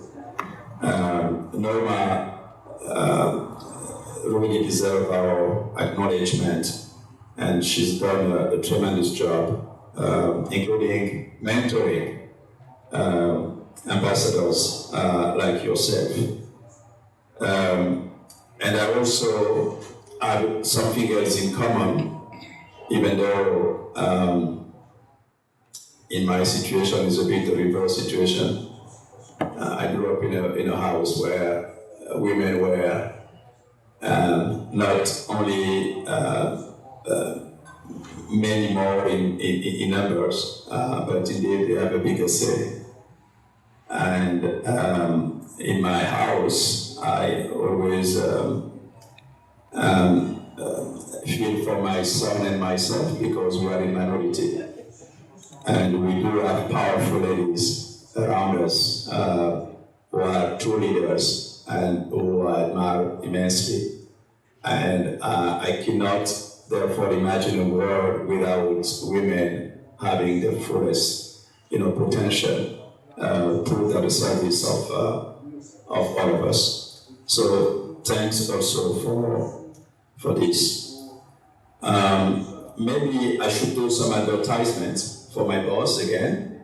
In the UN, it's very simple. At the AUC, you do have the parity enshrined in your own normative framework. At the UN, it does not exist. But Secretary General Guterres has made it clear that whenever and wherever he has the power to appoint, he will do it in a way that is absolutely unapologetic. And as we speak now, you have at least 51% of women at the senior level in the UN, holding positions that they were no one would imagine 20 years ago that would be possible. In the field, at HQ, 51%, USGs, ASGs at all levels. And now we are challenged as managers within the UN to come up also with numbers that will demonstrate that we are absolutely deliberate about appointing competent female staff in our teams. So I cannot agree more with you and with my sister, Ambassador Johnny, that it's only when we all work together in creating an environment that is diverse and that really provides for women leadership that we will be seeing indeed a better place for all of us. So thank you for the opportunity and keep up your amazing job, and you have our full support. De m'avoir donné la parole. Je suis Nam Ibrahima Toukara, chef adjoint de la délégation du CICR auprès de l'Union africaine. Et c'est à ce titre que je voudrais avant tout remercier Amani Africa pour l'invitation et adresser les chaleureuses félicitations du CICR à Dr Salomon et à son équipe pour le lancement de ce livret sur le Conseil paix et sécurité de l'Union africaine. Un excellent outil qui non seulement participe à mieux profiler le Conseil paix et sécurité de l'Union africaine, mais aussi à informer sur son travail et son fonctionnement. Ce que je trouve aussi intéressant, c'est que c'est une riche contribution au débat et à la réflexion sur les problématiques de paix et de sécurité qui rythment la vie de notre cher continent. Et le CICR se réjouit d'avoir un partenaire de qualité de la trempe de Amani Africa. Par rapport au thème de la table ronde, le partage d'expériences sur femmes, paix et sécurité, j'aimerais apporter un bref témoignage basé sur mon expérience les 6 dernières années avant d'être ici en poste à Addis Abeba sur les terres de conflit. 2 ans au Sahel, 2 ans dans la région du bassin du lac Tchad, 2 ans en Afrique centrale. Alors, ce qui me vient à l'esprit, d'abord, c'est l'image. Quand il nous arrivait d'aller sur les camps de déplacés, quand il nous arrivait d'aller visiter les communautés sur les théâtres affectés par les conflits armés ou la violence. L'image, c'est le nombre de femmes et d'enfants sur nos listes de bénéficiaires. Il y avait certes des hommes, mais c'est quelque chose qui me frappait profondément. Le nombre de femmes et d'enfants. Comme si elles constituaient également le nombre le plus important de victimes des conflits armés.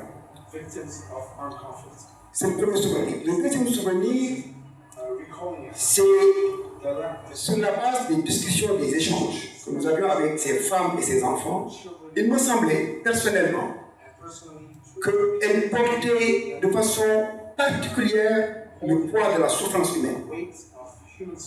C'est la raison pour laquelle je félicite l'Union africaine, le Conseil de sécurité, M. Amani Africa, de porter une attention particulière à cette catégorie de victimes des conflits armés.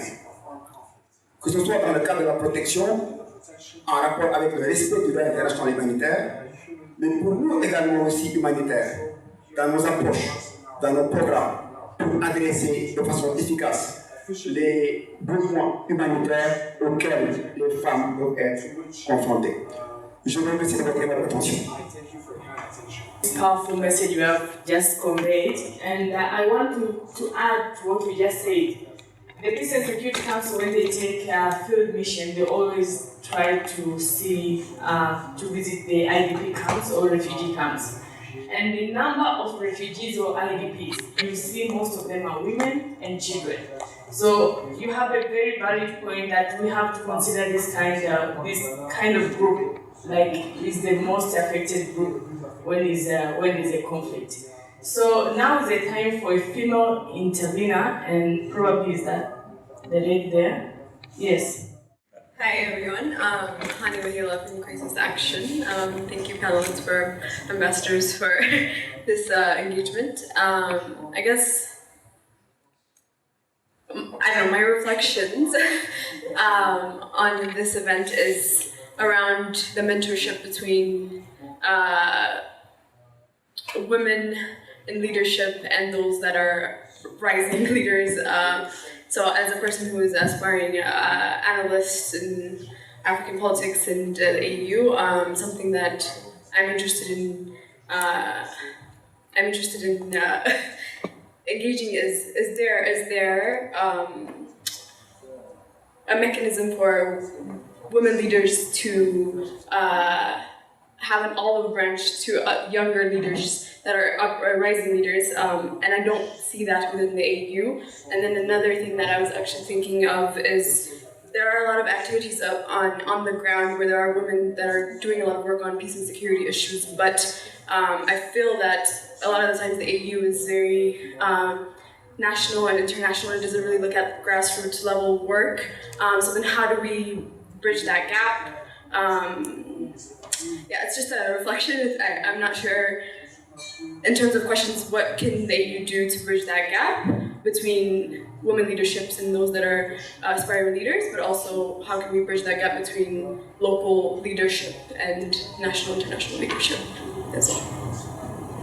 Okay, thank you to you all, and thank you for the opportunity. My name is Mabet, and come from Sweden Embassy from the African Regional Development Sector. I would like to thank all the speakers, the respected ambassadors. I have very important takeaways from your speech. First of all, what I would like to say is women does not have that much role in the conflict, as we know, but are the most vulnerable and the victim of conflict in every aspect. So I think this is very important, and we need to take into consideration as the involvement of women in peace is very important, even to reduce the conflict and to solve this problem. The very important point I have seen is that positive masculinity is very important, because we have been discussing about gender equality and women participation in all aspects for the past maybe more than 5 to 10 decades, but the change is very slow, as we can see. This is mainly because of the absence of positive masculinity, and the point that Her Excellency raised, that the use of kind of zebra kind of participation of both women and the men. We can't solve the problem of women participation by enabling space only for women. We need more participation of men, because it's has to be a kind of 50-50. From Excellency Imla, I just imagining the role of women in Africa, whether we are in a well-to-do family or whether we are in poor family, we are always responsible to perform several things. It's not a matter of lack of knowledge or absence of participation. Women are already, they are leaders. They are taking 3 kinds of roles in the community. They have the reproductive role, the productive role, and the community role. Specifically, the reproductive role goes to women, so they are already the huge role in which men has less participation. But it's good to think of sharing this reproductive role with women, so that women can have time to come to more in the productive role and the leadership. So it is, I think, a time to approach men to share the responsibility at every aspect and allow women to the leadership position, so that they have a meaningful participation in this. So recognition of reproductive role is also very important in this aspect. So from your experience and from the challenge you have been through when you participating in the Peace and Security Council, what kind of approach do you advise so that we can take as an homework in our all aspects of intervention in our participation in the development and the peace and the security? Thank you. That type of program, although somebody from the Secretariat or the Commission itself can tell you about the processes to go through. But at the level of embassies, I do know you can approach informally the ambassadors or the staff members, and you will be able to get an opportunity to be mentored or to even have an internship program with the missions that are in Addis Ababa here. And obviously, because we're working closely with the African Union Commission, you're getting also direct experience through them. So do feel free to approach whatever mission that it is that you want to get mentorship from or internship from, and I'm sure they'll be able to take you on. The other questions were all directed to Ambassador Emilia, so I'll pass the mic on to you. On the issue of mentoring, the AU actually operates at the continental level. So, but then they have programs that member states have to roll out. But with the AU, I'm not sure how old you are, but they have the youth volunteer program. Of course, you must be below 35. Below 35. The program is a little bit being affected because of COVID. I'm sure it will pick up again. But as my colleague said, if you approach as an internship or mentoring, someone might agree.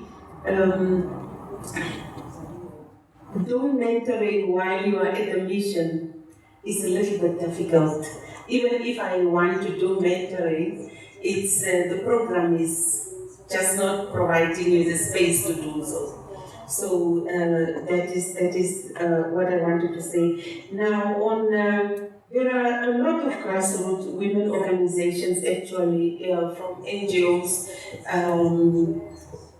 Not only NGOs, of course, if I have to take the Namibian example from district level, and then they go up. It's what do they call it? It's a program that we have, but it's you get mentored from the bottom, including with political parties, because that's how women and young boys are actually mentored. So basically, we do have those programs in Namibia, and our youth program is also decentralized to all the regions in the country, so that all the youth, no matter where you are able to get into a structure and do some leadership work. Because even in the political parties, within the political parties, they have youth structures. It is very, very important that women do not just wait to get invited, but you reach out. Sometimes, of course, for free, because some of the organizations don't have the resources, but that's where you start to build up your CV, to say, I've done volunteer work here, and when you do volunteer work, you literally pick up a lot of leadership skills and so on. So it is very, very important, not particularly if you don't have I don't want to say if you don't have a job, because even if you have a job, you can still do volunteer work. You can still do volunteer work and then take the kids along. It's very, very important. Take the kids along. They learn the leadership skills when they are with you. They see what you do and then they emulate what you are doing.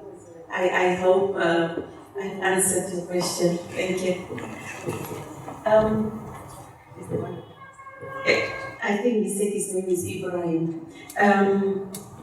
Women in armed conflict. We had a session when my colleague was chairing in August, and she brought to the council children affected by armed conflict. And it's very emotional listening to how they have been affected, as well as women. And as Neema said, when the Peace and Security Council goes out, it does go to the refugee camps and talk to the people on the ground.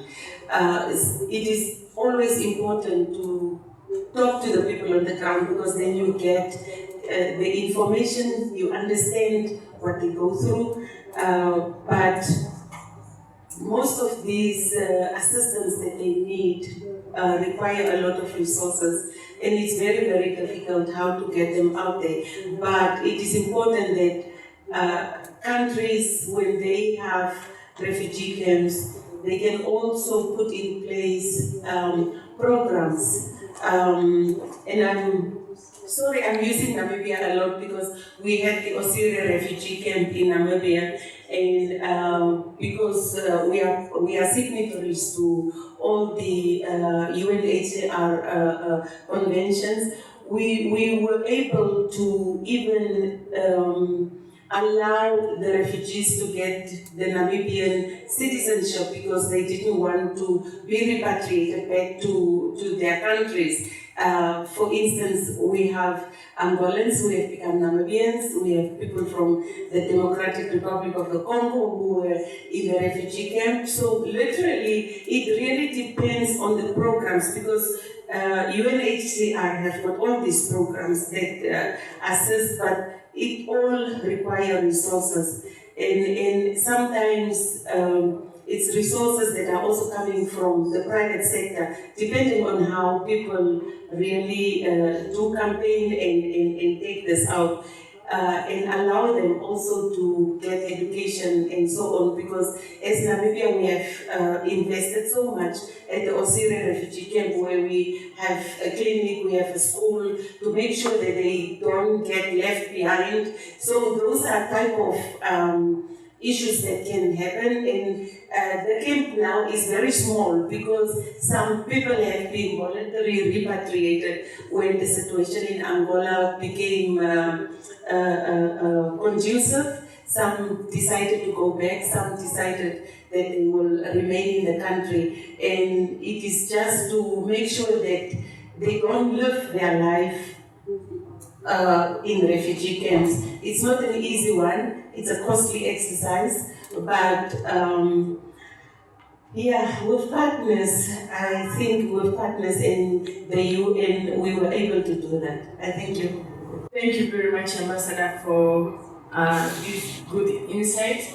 Just to add to what you have explained about the youth program at the AU, maybe I can elaborate more that we also have youth envoy, and this is the second time we're having a female youth envoy. I can tell you that we received a complaint from male youth that is it a criteria that you have to be a female to be a youth envoy? So we are trying to address that. We also have the 5 ambassadors.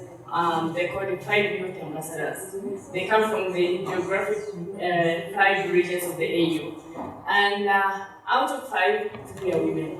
So you can understand that. So these are opportunities for young ladies or even now to explore.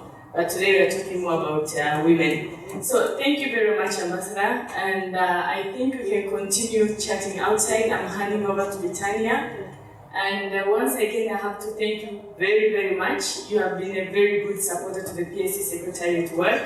You have helped us to go through with our member state in terms of working methods. And without this handbook, I can say that I don't know where we'll be right now, but it's really helping the member states. We appreciate that, and congratulations for a good job.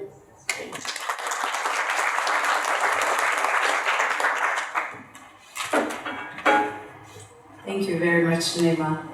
I'll just take 2 minutes to thank our participants, our long-standing partners, and to also recognize partners here present today, but also the ones that we have partnered in the past as well. So just to also inform our participants, Dr. Samuel would have loved to be on this event, and we've been really looking forward to this high-level event. I would like to thank everyone on behalf of the team of Amani Africa, and particularly I would like to thank Ambassador of Namibia, Her Excellency Ambassador Miriam Kusa, for agreeing to partner with us in launching this handbook, but also for the collaboration we had for this month in November. It was an absolute pleasure to work with you and your dynamic team. And I would also like to recognize Ambassador of the Gambia, Her Excellency Jennifer Jane. Really, it was an absolute pleasure again to collaborate with you in the month of August. And also for making time to be here. It was a very tough day, very long day for the PSC, but you made it here, and we really thank you for that. And also Nema for being with us consistently since the first launch of this handbook. Not only in the launch, but also in the production, for giving us advice and guidance in producing this handbook, and for being consistently there for the past, now we have 3 launches. You are there moderating these discussions and contributing greatly, and we really recognize your role and your allyship to our work. Thank you very much. And I would also like to thank, since you're also representing Commissioner Bankole, for his leadership and for all the support he provided to the work of Amani Africa. And also, I would like to recognize the partnership we had with Ambassador Churchill Monono, which we had the pleasure of launching the second edition of this handbook. We did it virtually, and it's really good that we have an in-person launch this year. That's a really positive change again. And also, the inaugural launch, we were able to have the partnership for the first edition with Ambassador Mohammed Idris of Djibouti, and also Ambassador Catherine Mwangi of Kenya, as well as Ambassador Makai of South Africa. So I would like to recognize previous PSC members in supporting us. And also for our partner, I also hear the speaker, SRSG Parfait, thank you very much. And it was really great to have you, your contribution. And we also look forward to our continued engagement. We've partnered on several events, and we really look forward to more of these events. And then I would also like to recognize our partner, Embassy of Switzerland, who is supporting this initiative since 2020, and thank you very much. And again, we look forward for continued engagement and partnership. And overall, we would like to thank the members of the PSC for throughout supporting our work, for engaging with us. And we have this very fruitful monthly engagement with PSC chairs. And it was really engaging, but also very fruitful to have like an engagement every month with each one of you and supporting you. Really, it's our pleasure. And we would like to continue to do that. And now I would like to invite everyone for the reception that we have organized. And thank you so much, and we look forward to seeing you again. And have a good day.